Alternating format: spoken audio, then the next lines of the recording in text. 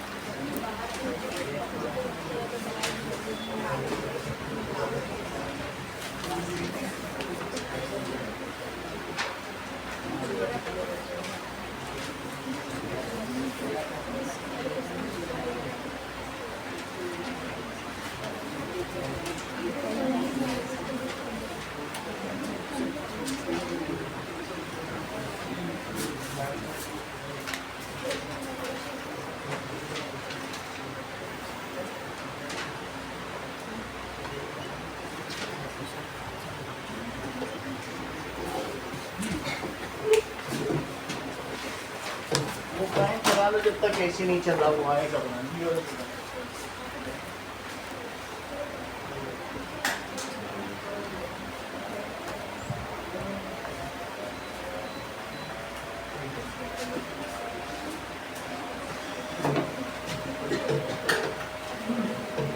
देखो बात ना करें।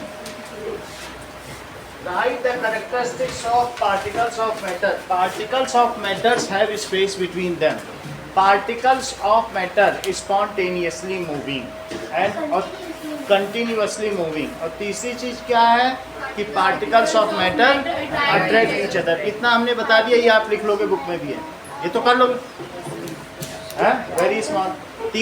थ्री प्रॉपर्टी हैं। Particles of matter have space between them, particles of matter continuously moving, और particles of matter attract each other.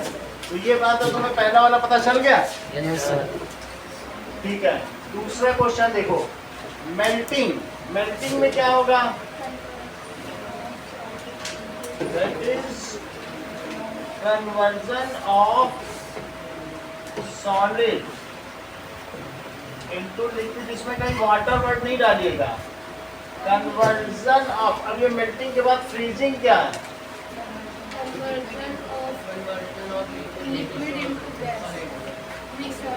Solidification क्या है? ठीक है, एक ही चीज है। जो फ्रीजिंग है, जैसे सॉलिडिफिकेशन, मैं कहूँ कि वाटर का सॉलिडिफिकेशन हो गया, इसका मतलब है वो बर्फ बन गई है। तो कोई भी लिक्विड अगर सॉलिड बन जाए, यही तो सॉलिडिफिकेशन है। अगली चीज देखिए, कंडेंसेशन। दिव्या, कंडेंसेशन, संघनन से आप क्या समझती हैं? फिर से समझिए, मान लीजिए कहीं पर ये वाटर है, तो ये जो ऊपर उड़ रहा है, ये क्या चीज है बोलो? इवेपोरेशन। और इवेपोरेशन के बाद यहाँ क्या हो जाएगा? कंडन। और यहाँ से जो बरसेगा तो क्या होगा? प्रेसिपिटेशन। तो जैसा अविश ने बताया, that is condensation is conversion of vapor into liquid। या ऐसा भी कह सकते हैं कि ग्लास के जो आउटर सरफेस पर छोटी छोटी बूंद आ जाती हैं, क्या वे वेपर की वजह से आती हैं? जो लिक्विड आता है, इसको भी हम क्या कहेंगे? कंडेंस या संघनन। कन्वर्जन ऑफ, किसका कन्वर्जन? बोलो, वेपर या गैस इनटू लिक्विड। अब आगे देखिए, precipitation. Precipitation, that is when tiny water particles in water grow up in size, then they fall in form of rain down to earth. It is called precipitation। इसको वर्षा भी कहते हैं। जब छोटे छोटे पानी की बूंदें एक साथ हो जाती हैं तो तुम्हारे ग्लास में भी गिरने लगती हैं। पहले धीरे धीरे ग्रो करती हैं और बड़ी हो जाएंगी तो ग्लास में बाहर बाहर गिरने लगती है कि नहीं? तो उसको प्रेसिपिटेशन। व्हेन वाटर ड्रॉपलेट्स का बड़े होकर बड़े साइज का बन के ग्रेविटी की वजह से गिर जाना प्रेसिपिटेशन है, और इसी को रेनिंग भी कहा जाता है। When it occurs at last scale in clouds, then it is called raining. When water droplets grow in size, then क्या होगा? It fall down under gravity in form of, इसमें से भी गिरने लगेंगी। ये यहाँ पर भी देखोगे तो बूंदे गिरने लगती हैं थोड़ी देर बाद। तो in form of rain, it is called precipitation. अब देखें ना, next is question number 3, vaporisation. Sonakshi,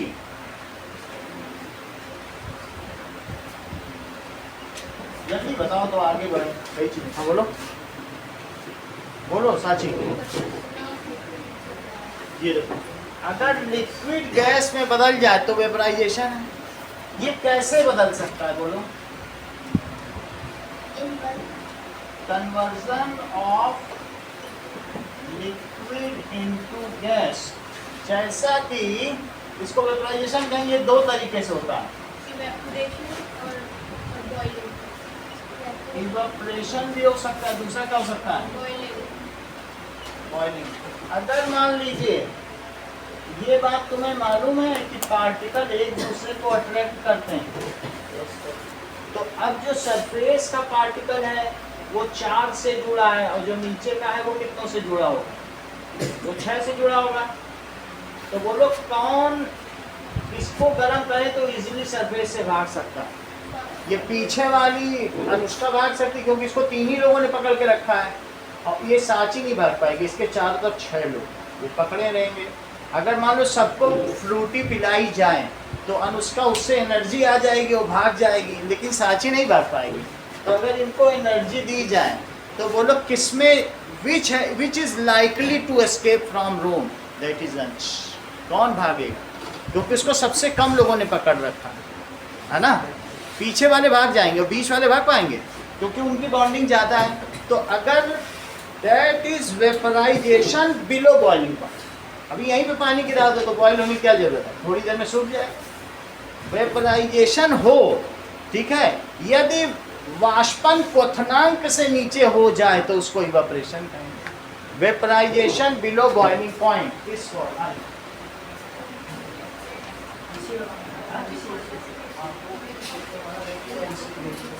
उसमें थोड़ा स्पार्क हुआ, तुम लोग थोड़ा एक दो लाइन के पीछे बैठो, चल रही है।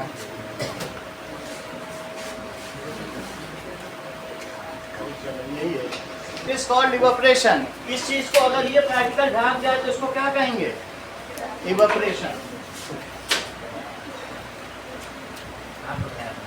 अच्छा, बॉइलिंग क्या होता है तृप्ति?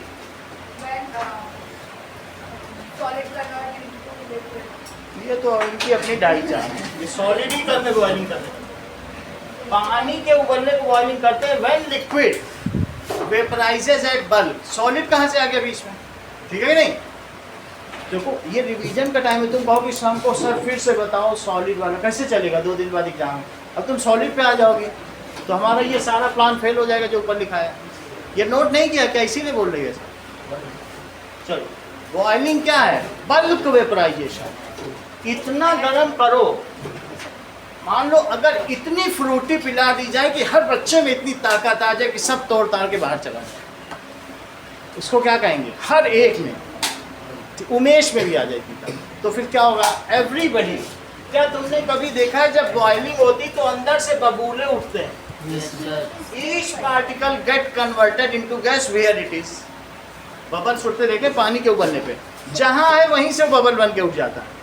Vaporisation in bulk is called, उसे क्या कहेंगे, when every particle gets so much of energy that it breaks the bond wherever it is.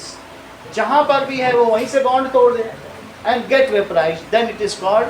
जो बल्क में या थोक में या होल में होता, एक है सरफेस, ये कैसा है बोलो, सरफेस, सरफेस वेपराइजेशन, और ये क्या है, बल्क वेपराइजेशन इन बल्क, उसे क्या कहेंगे, बॉइलिंग। ये बल्क वेपराइजेशन, और ये कैसा है, सरफेस वेपराइजेशन। ठीक है, लिखो इस चीज को, सरफेस वेपराइजेशन।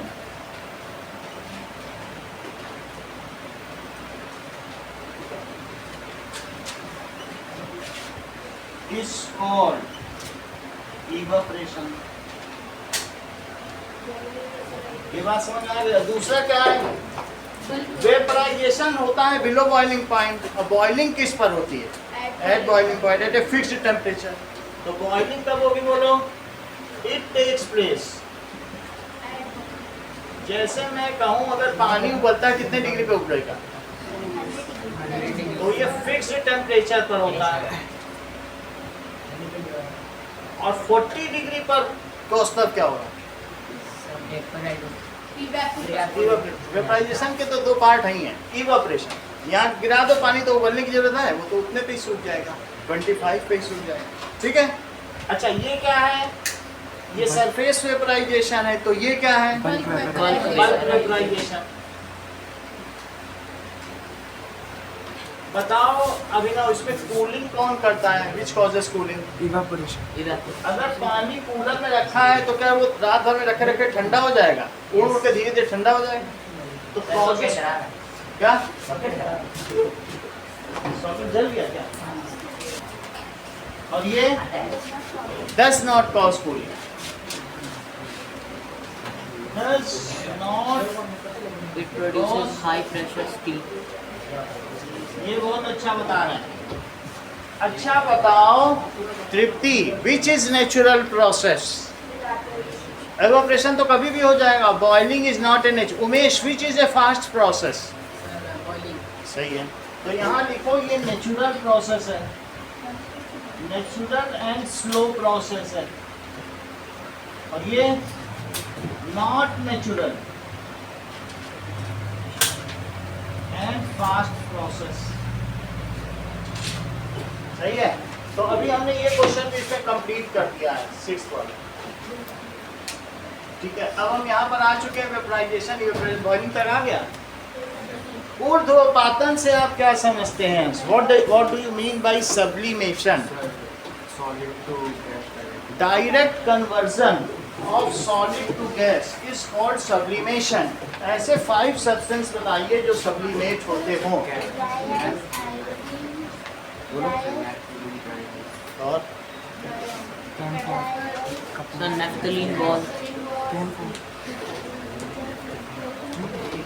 कैम्फर। ये क्वेश्चन पूछा जाता है कि what are the 5 different substance which get sublimate. Iodine.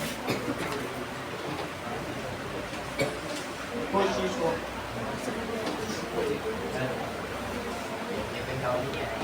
now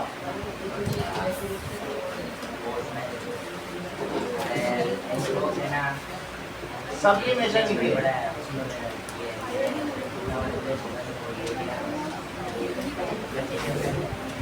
जैसे हम देखते हैं नेफ्थलीन बॉल अपने अपने आप ही उड़ जाती है जब वहां बेसी नहीं पड़ी होती। कैम्फर भी देखा है, खुला रख दो तो उड़ जाएगा पूरा। उसी तरीके से आयोडीन हमने कई बार आपको हाथ में लेके दिखाया है, उड़ ही जाता है। तो कोन के बाहर जो आइस होती है वो अपने आप उड़ जाती है, वो ड्राई आइस। जब कोन लेते हो ना तो आइसक्रीम का, उसमें डायरेक्ट कन्वर्जन इक्वेशन पूछो of solid into gas is called sublimation। इसका एग्जाम्पल क्या है? Ammonium chloride. पहला एग्जाम्पल क्या है? अमोनियम क्लोराइड, उसका ध्यान दीजिएगा। Camphor, iodine, naphthalene ball,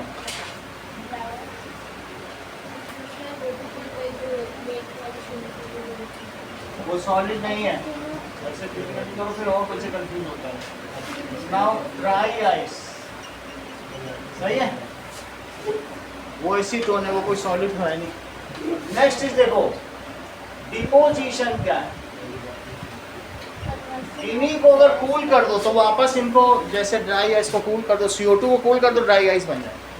camphor कहीं जा रहा है हवा में उड़ते उड़ते, खूब ठंडा कर दो तो वहीं ऊपर ही जम जाएगा। गैस से वापस तो मैंने फिर से सॉलिड पा सकते हो, तो उस चीज़ को क्या कहेंगे? Direct conversion of gas into solid. उसे क्या कहेंगे? Conversion of gas into solid is called deposition. Deposit हो गया तो क्या कहेंगे? डिपोजिशन। जैसे कि सॉलिड है, लिक्विड है और गैस है, तो सॉलिड से लिक्विड का बनना मेल्टिंग या फ्यूजन कहलाएगा, और इससे इसका बनना क्या कहलाएगा? या फिर फ्रीजिंग। लिक्विड से गैस का बनना क्या कहलाएगा? Vaporization. वेपराइजेशन। और गैस से लिक्विड का बन जाना Condensation. कंडेंसेशन। अगर सॉलिड से गैस बन गया Sublimation. और दैट इज Deposition. डिपोजिशन। इस फिगर को कहते हैं inter conversion of 3 states of matter. अगर पूछा ये क्वेश्चन आता है तो ये ना सोचने लगना क्या पूछिएगा, लिखो inter conversion of 3 states of matter.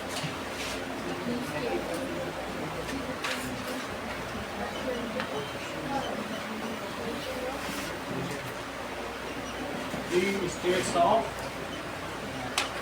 आगे देखिए, लेटेंट हीट बताओ, लोहित। बोलो।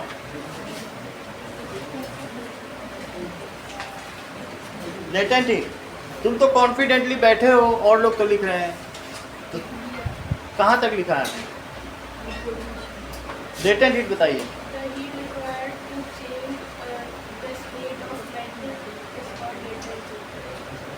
is also called hidden. आप बताओ. Sir, the heat used to convert the state of matter, not to heat the matter, is called latent heat. It is also known as hidden heat. आप बताओ. The heat required to convert the states of matter and not for increasing the temperature. हाँ, not for increase, without changing temperature. तब latent heat कहेंगे. ये जरूरी है. अगला question देखो, फोर्थ क्वेश्चन. Latent heat. ये बताओ कि एक फ्लास्क में बहुत सारी आइस रखी है, थोड़ा बहुत पानी भी होगा, और इसको मैं गर्म करता हूं, तो 10 मिनट बाद इसमें ये सब वाटर बन जाता है, सिर्फ एक आइस का टुकड़ा बचता है. तो लवनिका बताइए कि अगर इसमें थर्मोमीटर पड़ा है, वो 0 डिग्री सेल्सियस पर है, तो बोलो वहाँ टेम्परेचर ज़्यादा होगा कि 10 मिनट गर्म करने के बाद तब टेम्परेचर ज़्यादा होगा? बोलो. इक्वल होगा तो जो हमने हीट दी वो कहाँ गई? आइस मेल्ट हो गई. The heat is utilized for breaking the bonds of solid and not for increasing temperature. Temperature तभी इंक्रीज हो जाता है जब पार्टिकल भागते हैं, तो वो अभी भागेंगे नहीं, अभी तो वो बॉन्ड ही टूट रहा है. तो लेटेंट हीट के समय में जो भी हीट दी जाती है वो किस में काम में आती है? फिर से समझो. अभी मैंने नवदीप से क्वेश्चन पूछा तब पता चलेगा. मान लीजिए कि अभी पानी बॉईल कर रहा है, तो पूरा बॉईल कर रहा है, 100 डिग्री सेल्सियस पर है, 100 डिग्री सेल्सियस, और मैंने इसको 30 मिनट तक गर्म किया, तो बताओ कि अभी भी बॉईल ही करेगा. तो ये मुझे बताइए, पहले हाथ डालोगे तब ज़्यादा जलोगे कि 30 मिनट बाद उबलते पानी में 30 मिनट और उबाला जाए तब हाथ डालोगे तब जलोगे? 30 मिनट और उबालने. ये करेक्ट कह रहे हैं. आप भी बोलो अनुष्का. दोनों में इक्वल टेम्परेचर. ये इन्होंने पूरी बात क्लियर और कर दी, बोले उतना ही जलेंगे. सही है. अब इन्होंने ऐसा क्यों कहा कि उबलते पानी को और भी 30 आधे घंटे उबालो तब भी उतना ही जलोगे? क्योंकि whatever heat is given to it at its boiling point, it is totally utilized to convert it from liquid to vapor and not for increasing temperature. यहाँ melting point पे किया गया. तो melting point पे क्या हुआ? वो सारी की सारी हीट किस में यूटिलाइज हो गई?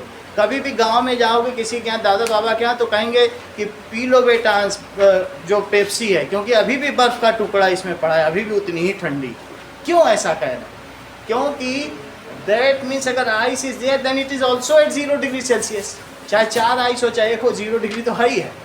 तो इसलिए उसको जो एटमॉस्फेयर से हीट मिली उसने बॉन्ड ही तोड़े हैं, उसका टेम्परेचर 0 अभी भी है. और इसमें भी इससे वाटर इतना कम हो गया, तो कहाँ गई ही? उसको वेपर में बदलने. ठीक है ना. अंश बताइए, गुप्त ऊष्मा से आप क्या समझते हैं? What do you understand by hidden heat?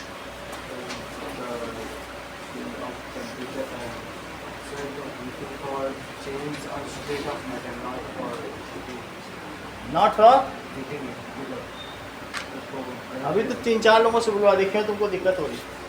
Heat required to change the state of matter without changing its temperature. Heat is totally utilized to convert the state of matter. ठीक है. So it is totally utilize for breaking the bonds and not for increasing the temperature. तुमको ये अभी मैं बता दूंगा तुमको कि हीट और टेम्परेचर अलग अलग चीज़ होती है. हीट और टेम्परेचर सेम चीज़ नहीं. ठीक है, बताते हैं. मुझे लग रहा है वहाँ पर चलो. तो लेटेंट हीट समझो क्या होती है.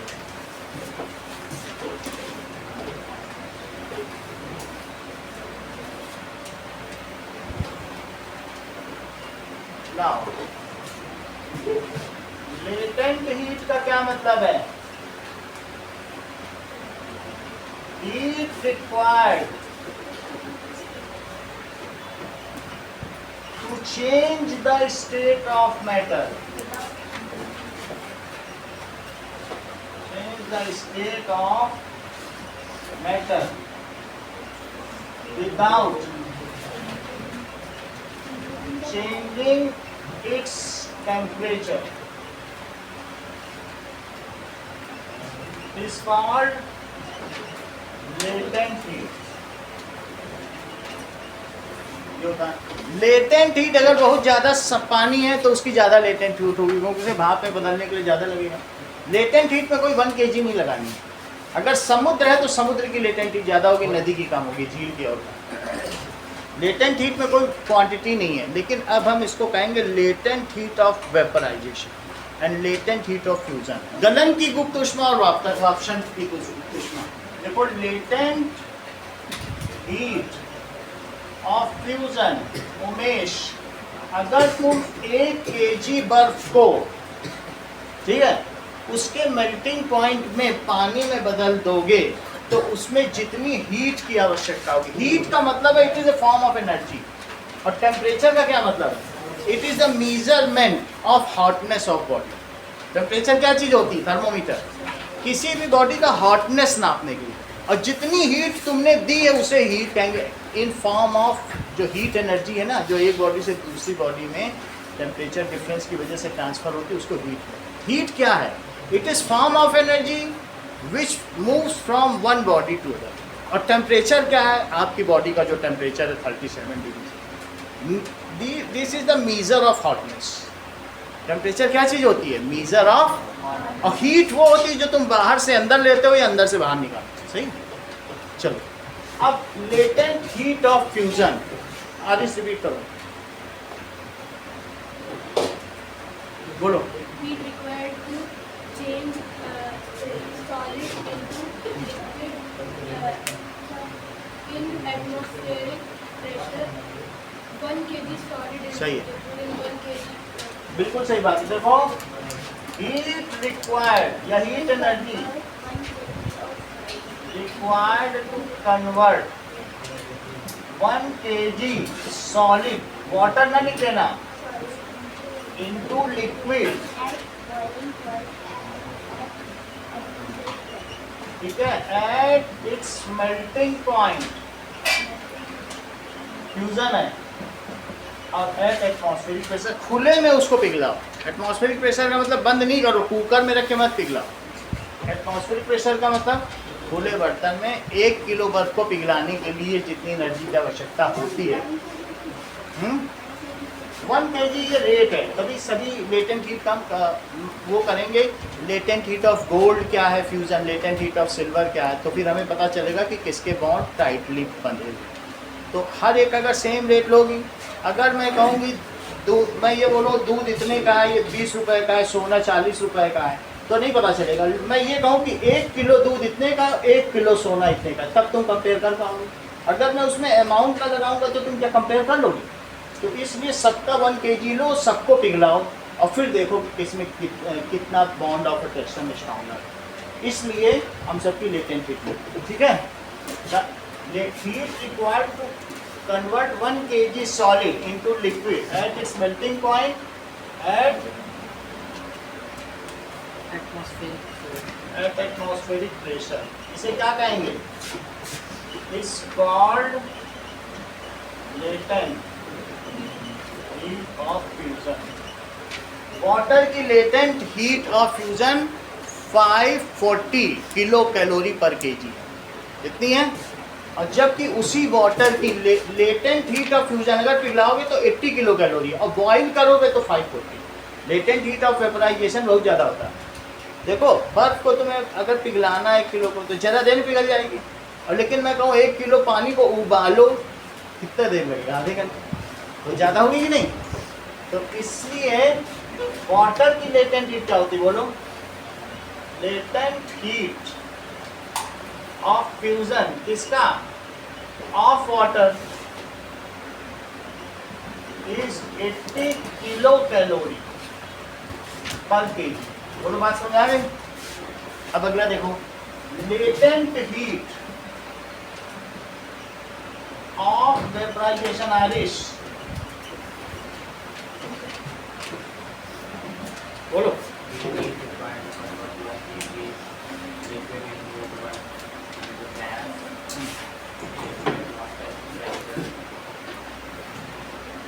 बोलो अभी भी अधूरा है। इस टेम्परेचर पर at boiling point heat required to convert 1 kg liquid, अब लिक्विड से गैस बनाओ, टू गैस, गैस भी बना सकते हो या वेपर, जो चीज लिक्विड से बनती है उसे वेपर कहते हैं, सही है। Liquid to vapour at its boiling point at atmospheric pressure is called, इसे क्या कहेंगे, लेटेंट हीट ऑफ वेपराइजेशन।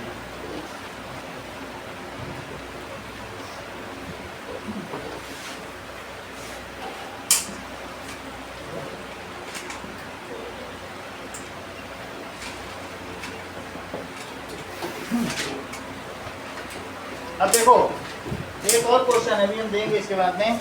देखो, why does the temperature not change during inter conversion of state of matter though heat is continuously supplied to.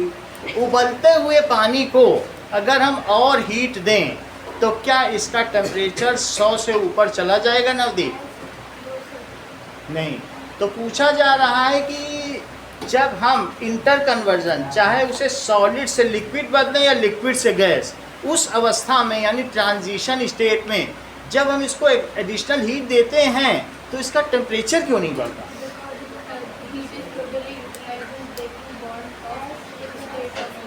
And not for increasing its temperature. तो question क्या पूछा गया है?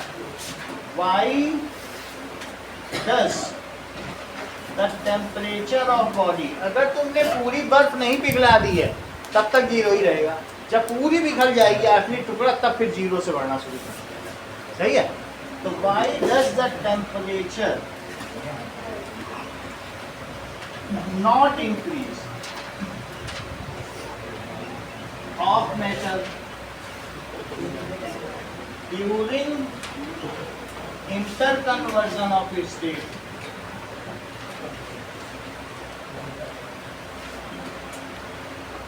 So,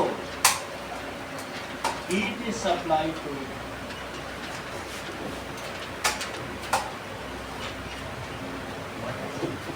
हो गया?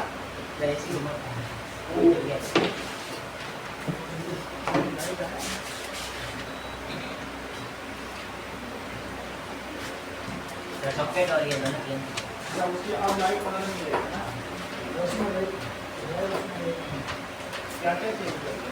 Socket भी change करेंगे। ये भी करना पड़ा क्योंकि ये भी हाइट होगा। देखो, कभी कभी इस तरीके का चार्ट भी आता है। मान लो आइस को मैंने -29 डिग्री सेल्सियस पर रखा और हीट दी, टेम्परेचर दे दिया। तो टेम्परेचर देने पर इसका टेम्परेचर लगातार ये बढ़ेगा, ये सॉलिड है, आइस है, ये क्या चीज़ है? तो जैसे जैसे मैंने इसको टेम्परेचर दिया, इसको हीट दी, क्या क्या सप्लाई किया बोलो? हीट। तो हीट सप्लाई करने पे इसका क्या बढ़ने लगा? टेम्परेचर। लेकिन एक ऐसी अवस्था आ गई अंश कि मैं अब ये पूरा किस में बदल गया है बोलो? दैट इज धीरे धीरे अब 0 डिग्री आ गया। क्या आ गया? तो इस समय अब आइस किस में पिघलने लगेगी? लिक्विड। तो सॉलिड भी रहेगा और साथ में क्या रहेगा? लिक्विड। ये ट्रांजिशन स्टेज है। कभी कभी तुम्हारे थर्मोप्लास्ट में मम्मी बर्फ भी डालती, पानी भी डालती है, तो धीरे धीरे बर्फ पानी बदलता रहता है, लेकिन उन पूरी अवस्थाओं में 0 डिग्री ही रहेगा। और उस अवस्था को संक्रमण की अवस्था या फिर क्या कहेंगे?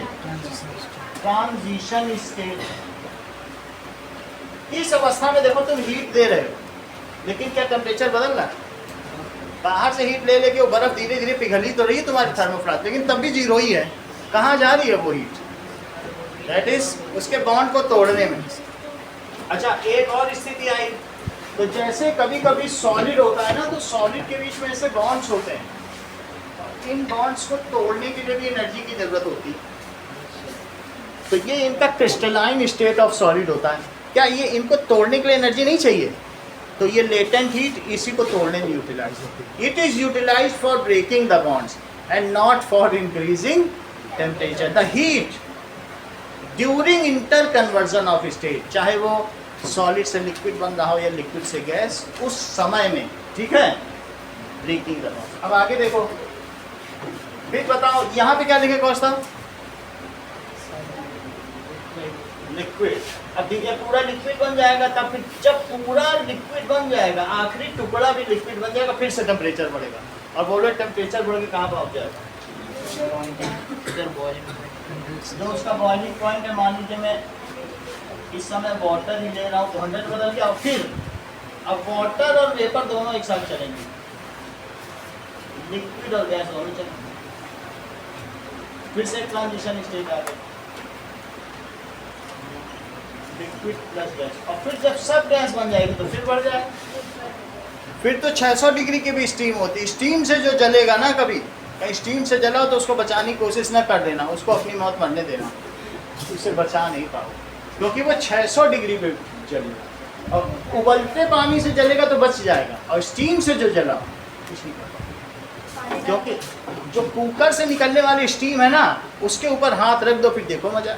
660 है उसमें, असली मजा वही है, 660 डिग्री से। तभी तो उतने स्टीम में ही, तभी तो छोला 5 मिनट में उबल जाता है, और नहीं तो ऐसे उबालो 3 घंटे में उबल। क्यों उबल जा रहा है छोला?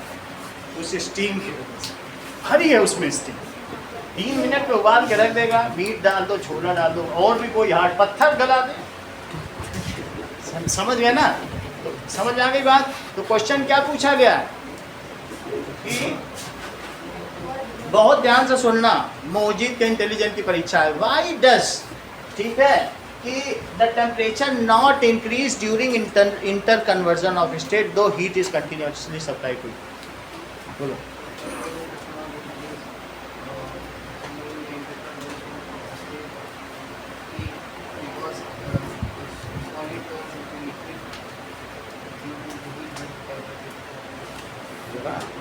ध्यान से सुनना पड़ा नहीं, हर चीज क्लियर थी, और कोई ऐसा आंसर दे भी ना पाता। उसने बता दिया because it is a solid. क्यों टेम्परेचर नहीं बोला, सॉलिड है भैया। जैसा सोचा था वैसा आंसर मिला ना। दैट इज ड्यूरिंग, वो इधर उधर देख ही रहा है तब से, inter conversion of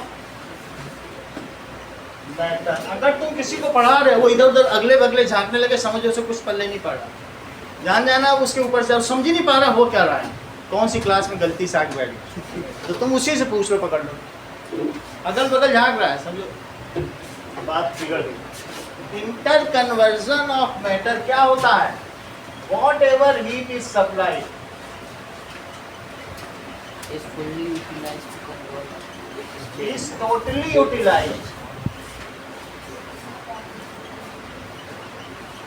for breaking the bonds। जैसे मैंने तुमको वो एक लैटिस दिखाया, lattice frame, breaking bonds of molecules, उनके बॉन्ड्स को तोड़ने में। ब्रेकिंग बॉन्ड्स ऑफ मॉलिक्यूल नहीं लिखना चाहते तो पार्टिकल्स लिख लो, and not for raising या increasing temperature।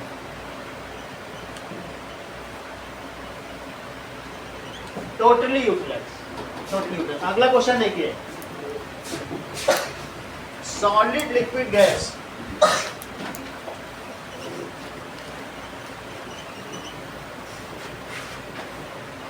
तो दैट इज, इसका डेफिनिट शेप होगा और इसका डेफिनिट बाउंड्री भी होगी और वॉल्यूम भी होगा। तो डेफिनिट शेप होता है, इसका नॉट डेफिनिट,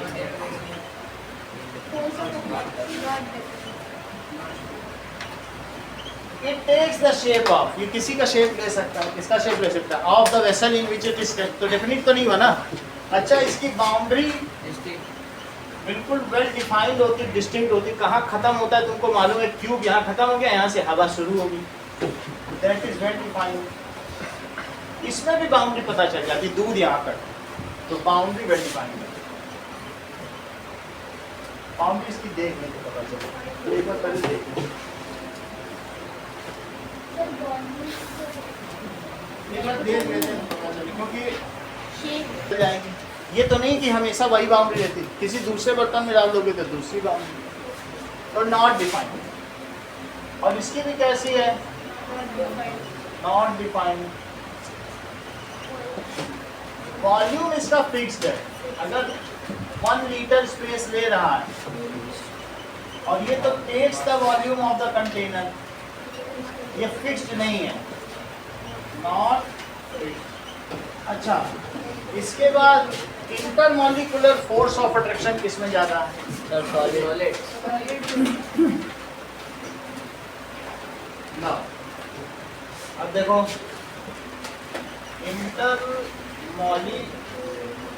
फोर्स, तो इसमें हाईएस्ट, इंटरमीडिएट और lowest. Intermolecular space, Sir, what's now the gas man? Lowest, intermediate, and highest. Space किसमें ज्यादा है मोजी, इसमें ज्यादा है कि इसमें, गैस में, तो इसमें बहुत पास पास है, बगल बगल। इसके पार्टिकल कैसे होंगे, दीज आर इस तरीके से होंगे, ऐसे सॉलिड। इसमें थोड़ा सा, इसमें लीस्ट है, इसमें इंटरमीडिएट और इसमें बहुत ज्यादा है। रिजिडिटी किसमें ज्यादा, Solid. तो रिजिड है, ये नॉट रिजिड। फोर्स लगाओगे तो ये अपना शेप नहीं छोड़ते, इसे रिजिडिटी कहते हैं, नॉट रिजिड। और ये भी नॉट रिजिड। कंप्रेसिबल कौन है, किससे कंप्रेस कर सकते हो, गैस, कितनी सारी गैस डाली जाती है छोटे से साइकिल के ट्यूब में, कंप्रेस होकर बन जाती है, तो कौन कंप्रेसिबल है, ये incompressible, very less compressible, little compressible. कितना कंप्रेस होता है, तुम दूध को प्रेस करोगे कंप्रेस होगा, लेकिन तुम देख नहीं पाओगे, जरा सा कंप्रेस होगा, वेरी लेस कंप्रेसिबल, ठीक है, वेरी लेस कंप्रेसिबल। और साची ये कैसा होगा, हाईली कंप्रेस, सही कह रहे हो, हाईली।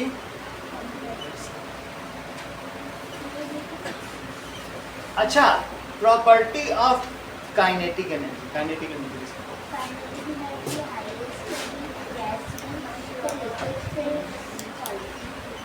इसमें लीस्ट और इसमें इंटरमीडिएट।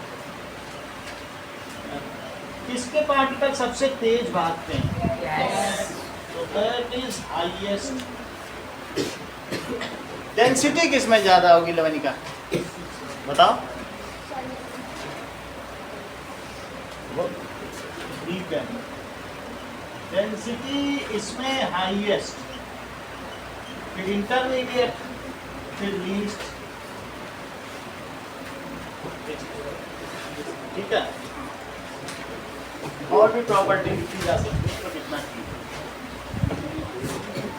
अब आगे देखो, नेक्स्ट इज, ये हो गया, इसको भी हमने कर लिया। On what factor does the rate of evaporation, हाँ, On temperature, on humidity, on speed, density, on forces of attraction. इस चीज को, दैट इज 7th क्वेश्चन।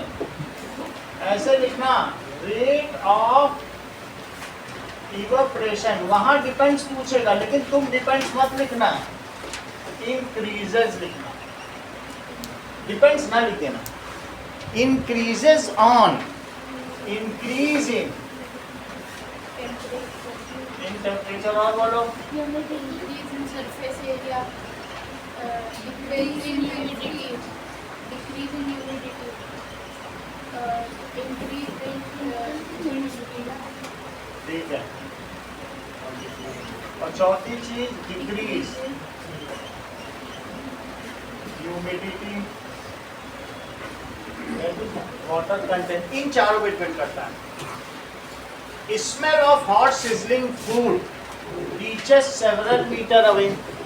अगर बहुत सिजलिंग पिज्जा है तो उसमें क्या होगा कि इसमें से जो स्मेल निकलेगी ये दूर तक पहुंच जाएगी। ज़्यादा काइनेटिक एनर्जी की वजह से तो उसकी वेलोसिटी बढ़ेगी। Hot food releases hot vapours, क्या करेगा? Hot vapours which has high kinetic energy.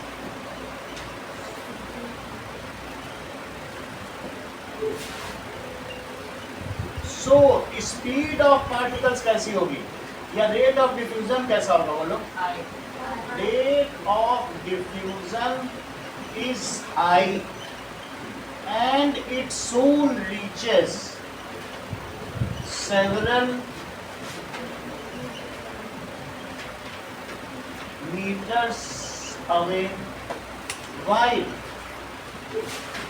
a cold कुल्हड़ pizza, while a cold food होगा तो क्या होगा? A cold food पहली बात रिलीज करेगा वो लेस वेपर, एक तो ज्यादा वेपर भी निकलेंगी नहीं, releases less and cool vapours, उसकी जो वेपर्स होंगी वो ज्यादा गर्म नहीं होगी, less and cool vapours having, और उनमें क्या चीज कम होगी? लो काइनेटिक एनर्जी। सो क्या होगा? So have lesser rate of diffusion. Spontaneous intermixing of particles on its own is called diffusion. तो मान लो अगरबत्ती आपने यहाँ सुलगा दी तो उसकी जो वेपर्स है वो वहाँ तक पहुँच जाएगी, डिफ्यूजन। तो जो जितनी गर्म चीज़ होगी उसके पार्टिकल उतनी जल्दी स्पॉन्टेनियसली इंटरमिक्स होंगे। तो अगर कोई चीज़ गर्म है तो उसमें निकलने वाले भाग के विसरण की दर उतनी अधिक तीव्र होगी और वो हमारी नासिकाओं में उतना अधिक संवेदना प्रकट कर सकेगा। अवर all factory nerves will get sensed by that. सही है। तो ये चीज अगला देखो, पूछा जा रहा है डाइवर, तो क्या होता है हवा में तुम्हें सॉलिड में नहीं वो कर पाएगा। मान लो एक सॉलिड ब्लॉक है तो उसमें डाइवर नहीं तैर पाएगा, उसके लिए कराटे एक्सपर्ट चाहिए। और जबकि पानी में वो ले जा रहा है, पानी के अंदर घुसता हुआ चला जा रहा है, लेकिन लकड़ी में जा पाएगा। तो ऐसा क्यों है? That is particles of liquid क्या है? Less force of attraction, so diver is able to cut through it, however it cannot permeate or pass through a wooden board. तो पार्टिकल्स देखो, पार्टिकल्स ऑफ वाटर एज किससे ज्यादा है? Higher molecular force of attraction than air but less than wood. मतलब हवा में तुम हाथ हिला सकते हो और पानी में और मेहनत, और लकड़ी में तो घुस ही नहीं पाओ। तो फोर्स ऑफ अट्रैक्शन की तुम मात्रा देखो, तो जो फोर्स ऑफ अट्रैक्शन है हवा से ज़्यादा है और लकड़ी से कम, तभी तो पानी में चल रही है। सो आप इसको कंपेयर ना करो, सिर्फ इतना लिखो has force of attraction, so to overcome it diver applies force and separates the particle. Because of particle of matter, हाँ ये ऐसा लिख सकते हैं एज मॉलिक्यूलर फोर्स ऑफ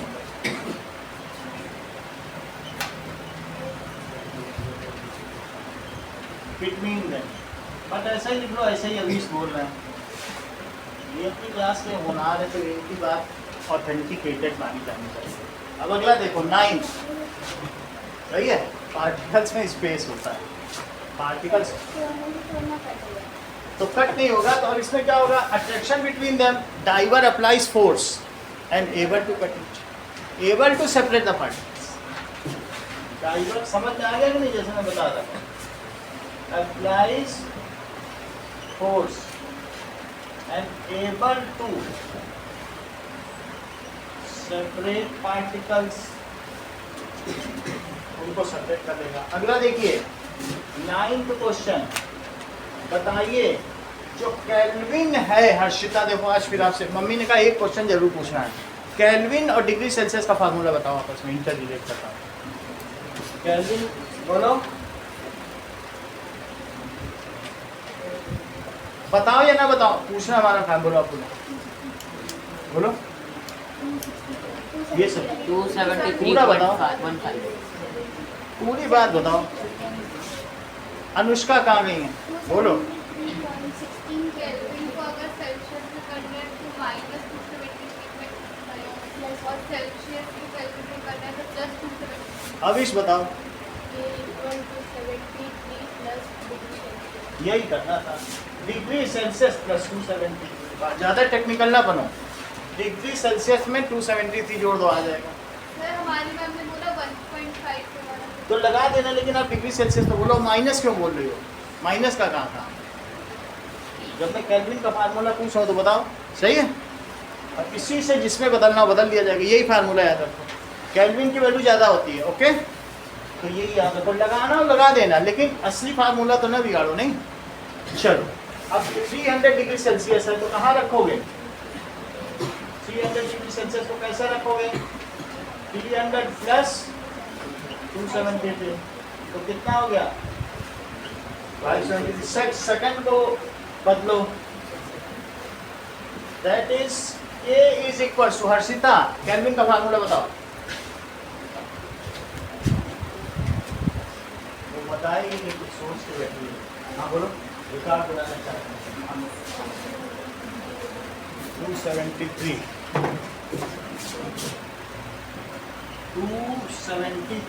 इतनी बात समझ आ गई। तो लास्ट ईयर भी एक ऐसा स्टूडेंट आया था, उसने कहा सर आप हमको पढ़ा के दिखा दो तो हम आपको मान जाए। अब वो फेल हुआ और उसी की जीत हुई, हम हार गए। हम उसके लिए सब कुछ कर दिए, लेकिन वो जीतना चाहता था, वही जीता। अब देखो दैट इज, वो कभी नहीं आएगा, जैसे 10 दिन में 5 दिन ही आएगा, उस टाइप का लड़का। तो अब जरा देखो, अब यहाँ पर क्या हुआ, -100 डिग्री सेल्सियस। तो क्या करोगे रोहित, जो सेल्सियस है उसको सेल्सियस की जगह रख दोगे और प्लस 273, दैट इज K की वैल्यू कितनी आ गई रोहित बताइए, 173 इसको सब सही है। अगला सवाल देखो, कन्वर्ट इनटू डिग्री सेल्सियस, तो K का फॉर्मूला सोनाक्षी बताओ। बताइए, सही है, डिग्री सेल्सियस और प्लस, लेकिन इस समय आपको केल्विन दिया है तो जो चीज़ दी वो केल्विन की जगह रखोगी। जब सेल्सियस दिया हो तो सेल्सियस की जगह रखा, जब केल्विन दिया है तो बोलो सही है। तो यहाँ क्या रखोगी 300 और प्लस 273 यहाँ ले आओ, तो क्या होगा, तो ये 27 सही। सेकंड देखो, फिर से यही फार्मूला लगाना चाह रहा हूँ, केल्विन क्या होता है 273। बाकी आप लोग वैसा करना चाहो तो जैसा नुस्खा बता रहे 0.15 भी लगाना होगा। अब उतना कौन कैलकुलेट करेगा, पिछली बार तुमने लगाया था फिर वो सब्ट्रैक्ट नहीं कर पाती है, वही दिक्कत हो जाती है, उसमें सही होने के और गड़बड़ हो जाता है। तो दैट इज 573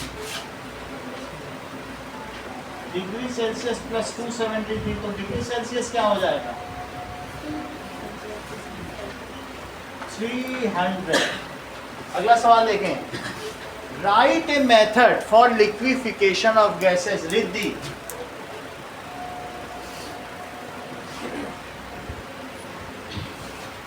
तो बताना ही बंद कर दिया। चलो अभी आप ही बताओ।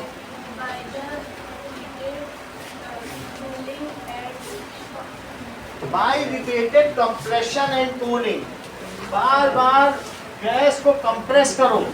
जब इस पे पिस्टन से कंप्रेस करोगे तो क्या होगा बोलो, यहाँ फ्लिट फोर्स लगाओ, पार्टिकल पास पास आ जाएंगे, गर्म हो जाएंगे, फिर इसमें से टेम्परेचर से निकाल लो, फिर कंप्रेस करो, फिर कूल करो। जब दबाओगे तो बहुत गर्म हो जाएंगे। कभी पिस्टन से हवा भरी साइकिल में, छू के देखो उसको, पाइप से हवा भर के देखी है, वो गर्म हो जाता है। उसको कूल करोगे तो और कंप्रेस कर पाओगे। तो by repeated compression and cooling atmospheric gases, चाहे O2 हो, चाहे N2 हो, चाहे H2 हो या हीलियम हो, इट कैन बी लिक्विड। सही, देखो इस चीज को, by repeated compression and cooling atmospheric gases can be liquefied.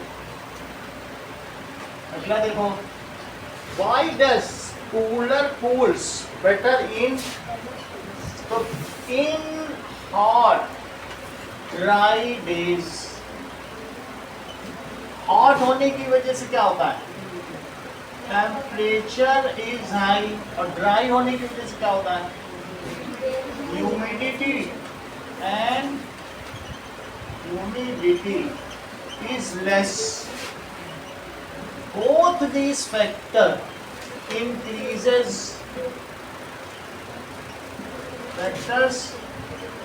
increases rate of evaporation। जब इवेपोरेशन होता है तो इवेपोरेशन की वजह से क्या होता है, इवेपोरेशन कॉजेस कूलिंग। कभी भी कोई भी चीज इवेपोरेट होगी ना तो वो आपके हाथ से लेटेंट हीट ले जाएगी। मान लो जैसे मैं आपके हाथ में एसीटोन लगाऊं, हाथ रखिए, तो इससे क्या होगा कि लेटेंट हीट आपको मैं लेके हाथ को ठंडा कर देगी, जबकि उसी में रखा था। ये नेल पॉलिश रिमूवर है।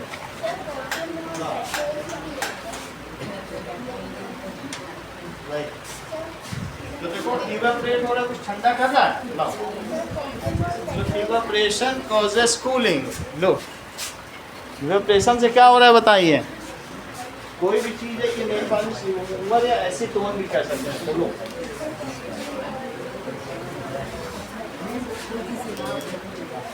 उससे हो सकता है, पर कोई भी चीज इवेपोरेट होगी तो उससे क्या होगा, ठीक है, बात समझ में आई। तो evaporation causes cooling. Blue heaven की nail polish remover. Sir Mintu नाम से फोन आया था। Rate of evaporation we know, और हम क्या जानते हैं, we know evaporation causes cooling, so water falling on dry grass becomes cool and cool breeze is felt by the exhaust fan। जब हवा वो कूल हो गई तो क्या होगा, so water falling, जब पानी उस पर गिरेगा तो फास्टर रेट ऑफ इवेपोरेशन की वजह से सरफेस एरिया भी बढ़ गया, घास पे गिर रहा। so water falling on grass becomes cool and cool breeze is felt।